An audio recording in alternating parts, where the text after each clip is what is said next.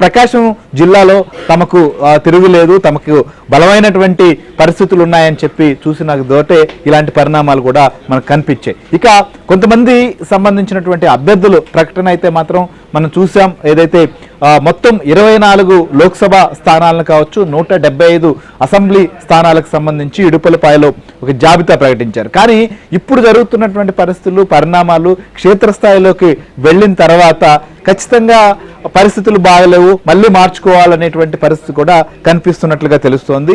ఏంటి అంటే మార్చాలని అనుకుంటున్నారా, లేకపోతే కొంతమంది మేము ఉండలేమని చెప్పేటువంటి పరిస్థితులు కూడా ఉన్నాయి? ఏం జరుగుతోంది రామారావు అభ్యర్థుల విషయంలో కూడా? అంటే టికెట్ రాలేదనో, లేకపోతే వారికి సరైన గుర్తింపు లేదనేటువంటి దాంతో కొంతమంది వెళ్ళొచ్చు, లేకపోతే ఇప్పుడు జరుగుతున్న పరిణామాలు మనం చూస్తున్నాం. కానీ అసలు టికెట్ వచ్చినటువంటి వారు కూడా, పోటీలో ఉన్నటువంటి వారు కూడా ఈ రకమైనటువంటి ఆలోచన ఎందుకు చేస్తున్నారు?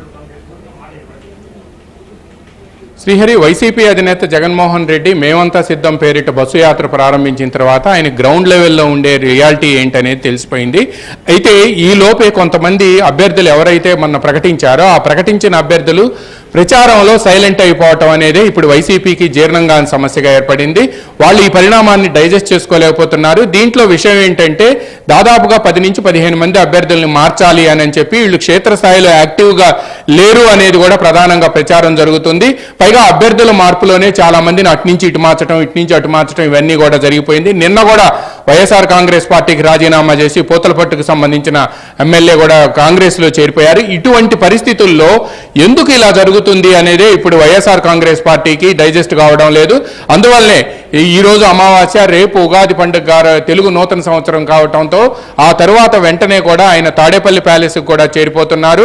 అందువలన ఇప్పుడు ఈ రోజు గుంటూరు జిల్లా వినుకొండలో రోడ్ షో ఉంది. ఆ రోడ్ షో పూర్తయిన తర్వాత ఆయన రేపటికి ఇక్కడికి వచ్చే అవకాశం ఉంది.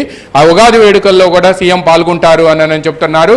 అందువలన రేపు పార్టీ నేతలతో మాట్లాడిన అనంతరం క్షేత్రస్థాయిలో తాను గమనించిన అంశాలను, అదేవిధంగా కొంతమంది అభ్యర్థులు ఇప్పటికే ఎవరైతే అభ్యర్థులు ఉన్నారో వాళ్ళంతా కూడా క్షేత్రస్థాయిలో పర్యటన చేయకపోవటం, ప్రచారం చేయకపోవటం అనే అంశాలను కూడా ఆయన స్పష్టంగా గమనించారు.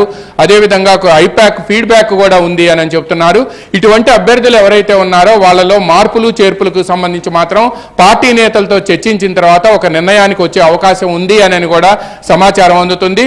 ఎవరైతే తాము ఎన్నికల్లో సపోర్ట్ చేస్తాము అని చెప్పి గతంలో చెప్పారో వాళ్ళంతా ఇప్పుడు డ్రాప్ కావటం నెంబర్ 1 మనం చూస్తూ ఉన్నాం. ప్రకాశం జిల్లా కందుకూరులో మానుగుంట మహీధర్ రెడ్డి, దర్శిలో మద్దిశెట్టి వేణుగోపాల్, అదేవిధంగా గుంటూరు జిల్లా తాటికొండలో డొక్కా మాణిక్యవర్ ప్రసాద్, దీంతో పాటు అనంతపురం జిల్లాలో ఇక్బాల్, ఇటువంటి ఎమ్మెల్సీలు వీళ్ళు అంతా కూడా వీళ్ళు నడిమధ్యలో డ్రాప్ కావటం, దీంతో పాటు వీళ్ళు పని చేయకపోతే, వీళ్ళు సపోర్ట్ చేయకపోతే అక్కడ అభ్యర్థులు గెలుపు కూడా కష్టం అనేది కూడా హైకమాండ్కి ఫీడ్బ్యాక్ అందింది. అందువల్లే ఏం చేయాలి, వాళ్ళని పిలిపించి మాట్లాడటమా లేదా ఈ క్షణంలో అభ్యర్థులను మారిస్తే ఎలా ఉంటుంది అనే అంశానికి సంబంధించే ప్రధానంగా చర్చ జరుగుతుంది పార్టీలో. రేపు అంటే ఈరోజు అమావాస్య, రేపు ఉగాది కావటంతో ఎల్లుండికల్లా దీనిపై కూడా క్లారిటీ వస్తుంది, బుధవారానికల్లా కూడా అని చెప్తున్నారు. అయితే ఇప్పటికే వైఎస్ఆర్ కాంగ్రెస్ పార్టీ క్షేత్రస్థాయికి వెళ్ళి తాము ఆచరణలో అమలు కాని వాగ్దానాలు చేయబోము అని చెప్పింది. ఇప్పటికే ఏవైతే నవరత్నాలు అమలు జరుపుతున్నామో వాటిని కంటిన్యూ చేయడంతో పాటు 1-2 కొత్త పథకాలు ప్రకటించే అవకాశం ఉందని చెబుతున్నప్పటికీ కూడా ప్రచారం సగభాగం పూర్తయి, మొదటి విడత బస్సు యాత్ర పూర్తయి ఇక్కడికి తాడేపల్లి ప్యాలెస్ అంటే రాష్ట్రంలో మధ్య భాగానికి వస్తూ ఉండటంతో రాయలసీమలో తనకి పట్టుంది అని చెప్పుకుంటున్న వైసీపీ అక్కడ రాయలసీమలో ఉండే అనంతపురం, కడప, కర్నూలు, చిత్తూరు, అదేవిధంగా కోస్తాలోకి వచ్చేటప్పటికి నెల్లూరు, ప్రకాశం, గుంటూరు జిల్లాతో పూర్తవుతుంది. అంటే రాష్ట్రంలో సగభాగం క్యాంపెయిన్ మొదటి విడతలో ఆయన పూర్తి చేసినట్టు అవుతుంది. ఇప్పుడు ఆయనకి ఇప్పటి వరకు కూడా ఆయన క్షేత్రస్థాయికి వెళ్ళలేదు, కార్యకర్తలతో మాట్లాడలేదు, వివిధ వర్గాలతో కూడా మాట్లాడలేదు. ఇప్పుడు ఆయన వివిధ వర్గాలతో మాట్లాడుతూ ఉన్నారు. వాళ్ళందరూ కూడా ముందుగా సిద్ధం చేసిన వాళ్ళైనప్పటికీ కూడా కొంత ఫీడ్బ్యాక్ అయితే అందుతుంది.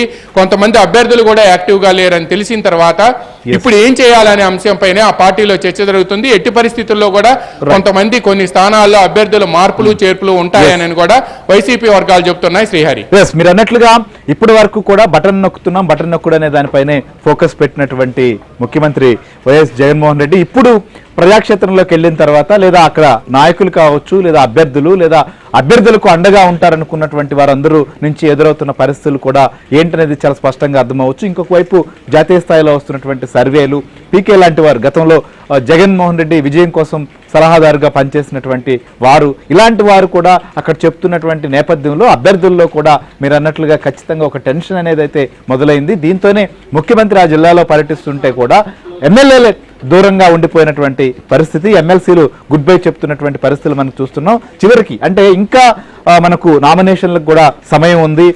ఈ పరిస్థితుల్లో ఇంకెన్ని పరిణామాలు జరుగుతాయి, ఇంకేమేమి చూడాల్సి వస్తుంది అనేటువంటి టెన్షన్ మాత్రం ఒకవైపు పార్టీ సంబంధించినటువంటి ముఖ్యుల్లో కూడా ఉన్నట్లుగా అర్థమవుతోంది. మొత్తానికైతే మాత్రం ప్రజాక్షేత్రంలోకి వెళ్ళిన తర్వాత క్యాడర్లో కావచ్చు, నాయకుల్లో ఉన్నటువంటి పరిస్థితులు, వారికి ఉన్నటువంటి ఇప్పటి వరకు వాళ్ళలో ఉన్నటువంటి ఆవేదన కావచ్చు, దీంతో కొంతమంది దూరం అవుతున్నటువంటి పరిస్థితులు అయితే మాత్రం కనిపిస్తున్నాయి. ఇవన్నీ పరిణామాలు మాత్రం జగన్ ఊహించి ఉండకపోవచ్చు. ఇలాంటి షాకుల మీద షాకులు తగ్గుతున్నటువంటి పరిస్థితులు మాత్రం మనకు కనిపిస్తున్నాయి. ఇంకెన్ని పరిణామాలు ఉంటాయనే దానిపైన కూడా ఇప్పుడు వీటన్నిటికి సంబంధించి కూడా మళ్ళీ ఒక రివిజన్ లాగా చేసుకోవాలనేటువంటి పరిస్థితికి వచ్చినట్లుగా మనకు అర్థమవుతోంది. సో ఇది మొత్తానికైతే మాత్రం చాలా మంది దగ్గర నుంచి